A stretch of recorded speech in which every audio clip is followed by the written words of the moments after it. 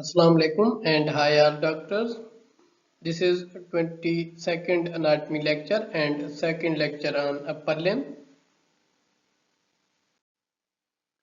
So today's lecture topics are digital attachment of long extensor tendons, elbow joint, extensor tendon injury, flexor retinaculum, hand movements, hypothenar muscles, posterior forearm muscles, radioulnar joints. So first starting from digital attachments of long extensor tendons.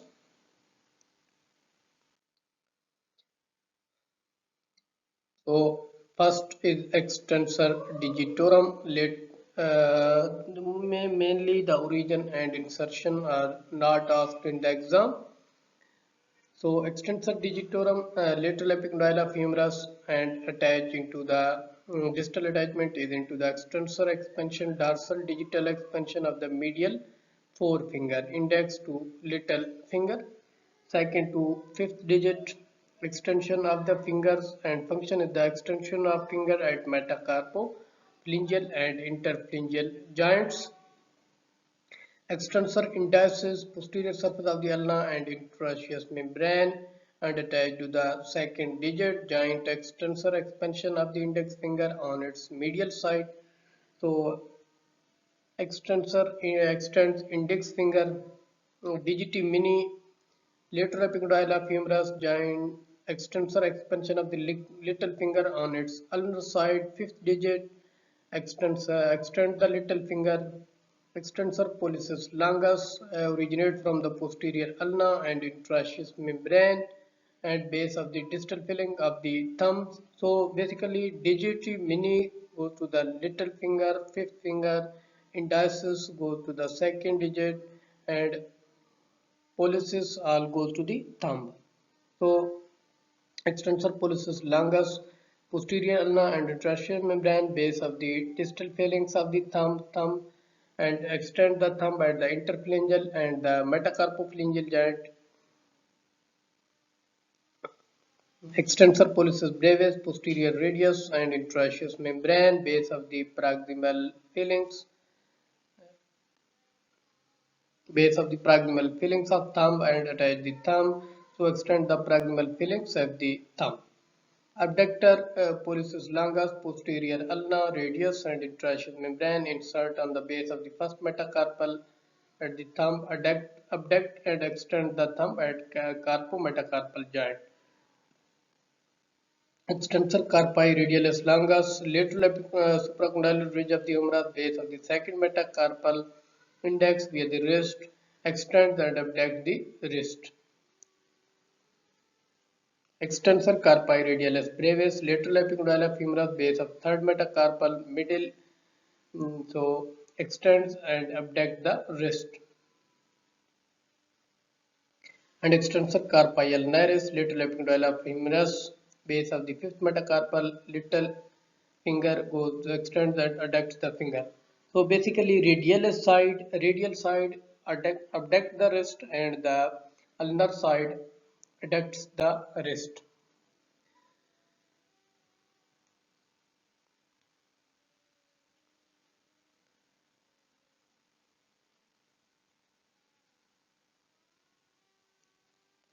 Thumb movements are important. We will discuss in the next slides. Mostly asked in the exam, the thumb movements. So these are the points of each extensors. The abductor pollicis longus is attached to the lateral side of the base of the first metacarpal extensor pollicis brevis. So pollicis all goes to the thumb. Attached to the dorsal surface of the base of the proximal phalanx of thumb. Extensor pollicis longus is attached to the dorsal surface of the base of the distal phalanx of thumb. Extensor indicis inserted in the extensor hood of the index finger. Extensor carpi radialis longus is attached to the dorsal surface of the base of the second metacarpal. The extensor carpi radialis brevis is attached to the dorsal surface of the base of the second and third metacarpal. The four tendons of the extensor digitorum are important. So 4 digit of the extensor digitorum insert via the extensor hood of the dorsal aspect base of the middle and distal phalanx of the index, middle ring and little finger. Extensor digit mini insert together with the tendon of extensor digitorum into the extensor hood of the little finger. Extensor carpial nerve is attached to the tubercle of the base of the fifth metacarpal. These are difficult to retain, not mostly asked in the exam. So basically thumb movements and extensor digitorum. These 2 points are important, sometime asked in the exam. So next topic is the elbow joint. So elbow joint is between the head of radius, ulna and the trochlea and capitulum of the humerus. So this is the interior surface. This is the medial is called the trochlea, and this is the medial epicondyle, then trochlea, then capitulum, and this is the lateral epicondyle of the humerus. And this is the head of radius, and this is trochlear notch. The posterior view is the olecranon of the ulna. So this is a synovial joint type articulate with the humerus with the trochlear notch of ulna and capitulum of humerus with the head of radius. Stabilizing factor joint capsule, radial and ulnar collateral ligament. Movements are flexion and extension. Joint movement of the elbow joint are extension and flexion. Main muscle involved in the flexion as we know bicep brachii, brachialis, brachioradialis. So supplied by the musculocutaneous and the radial nerve. Extension is the tricep brachii and anconeus radial nerve. So mostly the extensor of the upper limb are mostly supplied by the radial nerve.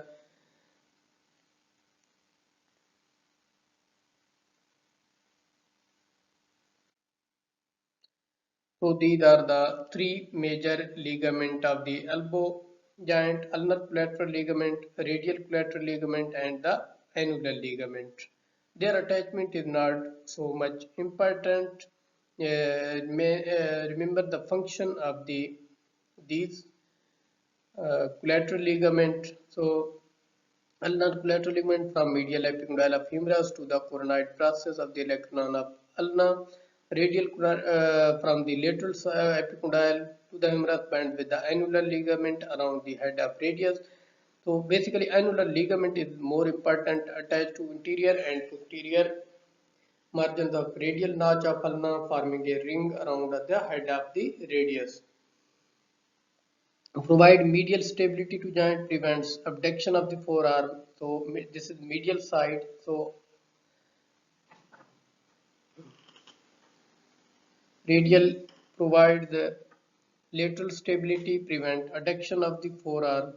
Annular ligament holds head of the radius in place, allow the pronation and supination of forearm, prevent dislocation of radial head, pulled elbow in the children buntar. This is a angular ligament pulled elbow scenario is more important for the MRCEM 2. हाँ जी हाँ जी.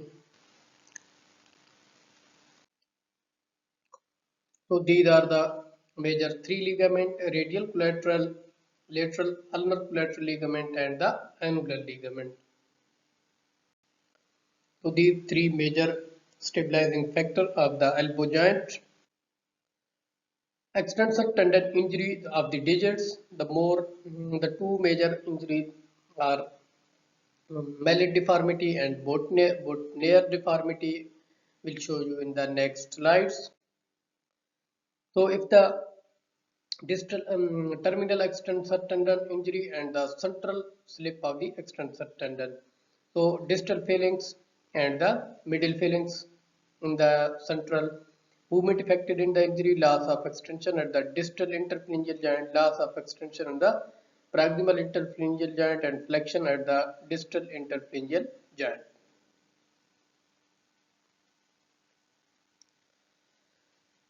Deformity in the injury if the terminal tendon injury, it causes the mallet deformity, distal phalanx held in the flex position, its central slip of the extensor tendon injury, both near deformity, middle phalanx held in the flex position with hyperextension of the distal phalanx.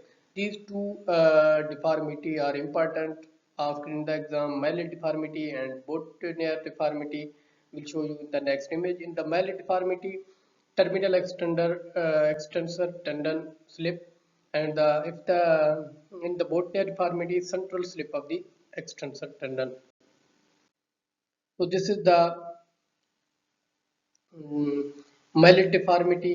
You see that distal injury of the extensor tendon. So this is held in the flex position. Finger is held in the flex position at the distal phalanx.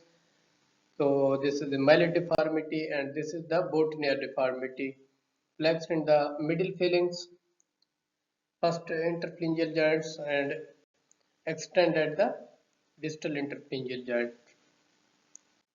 And you see the tear, the middle phalanx tendon is injured and the distal phalanx tendon is not injured. So this is basically botnia deformity. So next topic is the flexor retinaculum. A strong fibrous band on the anterior aspect of the wrist that convert the carpal groove into the carpal tunnel. We studied the carpal tunnel syndrome previously. So border of this strong fibrous band is medially it attached to the pisiform and hook of femur, laterally to the tubercle of scaphoid and crust of trapezium.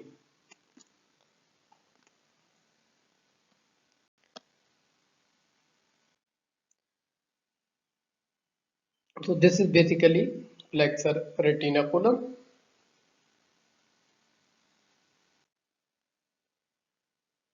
So structure passing above the flexor retinaculum are the palmar cutaneous branch of the median nerve, palmar cutaneous branch of the ulnar nerve, palmaris longus tendon, and ulnar nerve and artery. So just remember the name of these structure. So these are the structure passing deep to the flexor retinaculum inside the carpal tunnel. We studied previously tendon of the flexor digitorum superficialis, tendon of the flexor digitorum profundus, tendon of the flexor pollicis longus, flexor carpi radialis tendon, and the median nerve. So median nerve is most important because it is most superficial within the tunnel. Structure lateral to the flexor retinaculum are the radial artery, tendon of the flexor carpi radialis, tendon of the abductor pollicis longus, and extensor pollicis brevis. So mostly the structure that passing through the flexor retinaculum are important, in which median nerve is most important. So complex hand movements.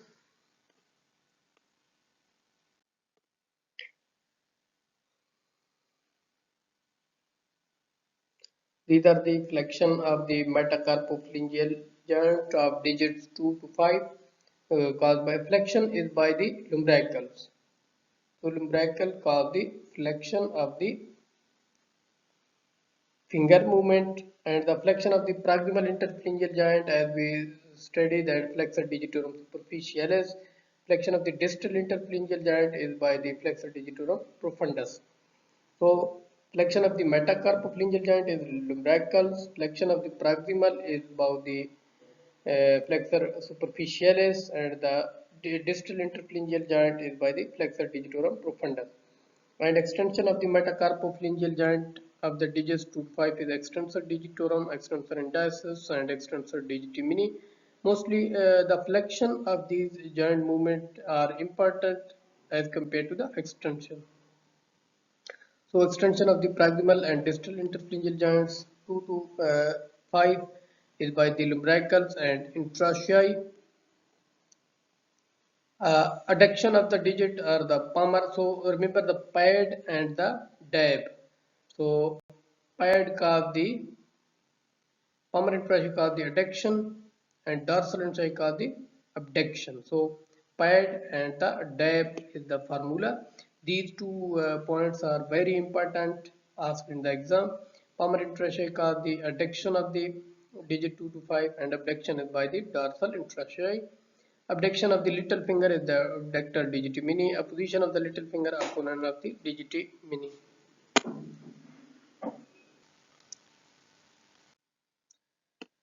So thumb movements are most important in the hand movement and always asked in the exam. Flexion of thumb is by the flexor pollicis longus and brevis as shown in the clear from the name.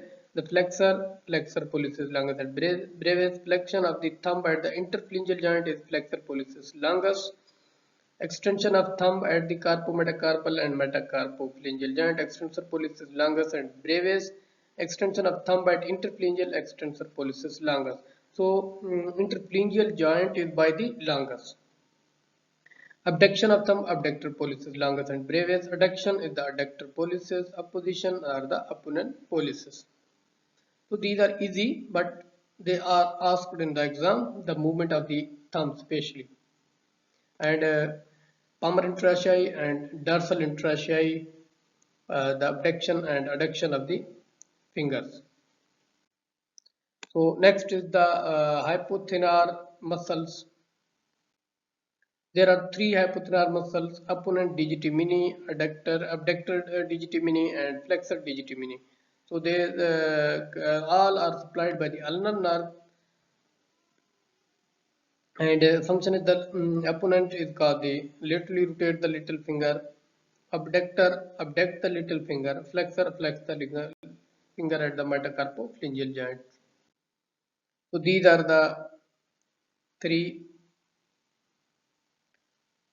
uh, hypotenuse, opponent digiti mini, abductor digi, flexor, and palmar brevis. But these are the three major hypothenar muscles. So next topic is the posterior forearm muscles. Just remember their functions. These are the extensor, cause the extension at the wrist and the metacarpophalangeal joints. So all are supplied by the radial nerve. These 2 points. Remember, as you can't remember the each muscle function. So next we will study the posterior forearm muscles in detail. So first is the brachioradialis, extensor carpi radial. So all are supplied by the radial nerve. Muscle function, brachioradialis flexion of the elbow, extensor carpi radialis longus extension, and so this is the radialis side, so it cause abduction. Extensor carpi radialis brevis extension and abduction of the wrist. Extensor digiti mini extension of all four digitorum, sorry, extension of all four finger and extension of the wrist. Extensor digiti mini goes to the little finger. Extensor carpi ulnaris, so this is ulnar side and can cause extension and adduction of the wrist. Supinator, supination of the forearm. Abductor pollicis longus, so longus and pollicis, this is goes to the thumb, so cause the abduction and extension of the thumb. Extensor pollicis longus, extension of the thumb. Extensor pollicis brevis. Longus also involve the interphalangeal joint of thumb, and extensor pollicis brevis only carpometacarpal and metacarpophalangeal joint. So extensor index is extension of the index finger. So they are mostly goes to their name like indices, pollicis, and digiti mini. So remember with their name, but their nerve supply is important. So extension can cause the, so radial, all are supplied by the radial nerve. So if the radial nerve is damaged, so can cause wrist drop because the extension of the wrist is defective. So a radial nerve injury can cause wrist drop. Next topic is the radio ulnar joints. These are the proximal and distal radial ulnar joint. Proximal is a synovial type joint, head of radius with the radial notch of the ulna. Stabilizing factor is the annular ligament we studied earlier, movement, pronation and supination. So this is radius and ulna, and this is the radial notch of the ulna, and this is all is the annular ligament stabilizing the radioulnar joint. Distal radioulnar joint is synovial as it is formed by the head of ulna with the ulnar notch of the radius. So these two articulations are opposite in the proximal and the distal radioulnar joint. Movement is pronation and supination. Distal radioulnar joint is a pivot type synovial joint occurring between the head of ulna and ulnar notch on the radius.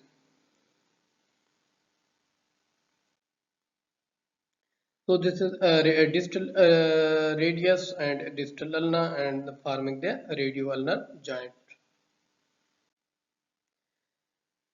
Movements radioulnar joint allow pronation and supination of the forearm. Pronation is by the pronator, quadratus and teres, and supination is bicep brachii and supinator. So remember the pronation and supination of the radioulnar joint, and pronation is by the median nerve and supination is by the musculocutaneous and radial nerve. So this is the end of today's lecture. Thank you.